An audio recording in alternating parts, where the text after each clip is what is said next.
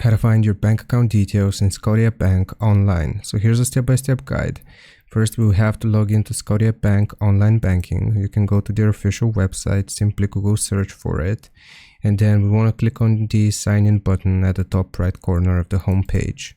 We'll just enter the username or Scotia card number and password and then choose sign in. You want to navigate to your accounts. Once you have been logged in, you'll be directed to the main dashboard where you can see your accounts. Under the accounts tab or section, you will see a list of your bank accounts such as checking, savings, credit cards, etc.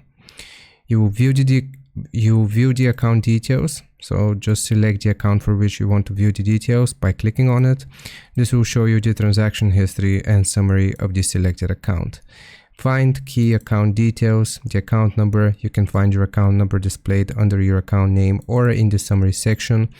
Transit number and institution number. To find these details, you have to scroll down or click on the additional options, such as account info or details. You may see the following: transit number, this is going to be a 5-digit branch number; institution number, which is going to be 002 for Scotiabank; and account number, this is going to be your personal account number.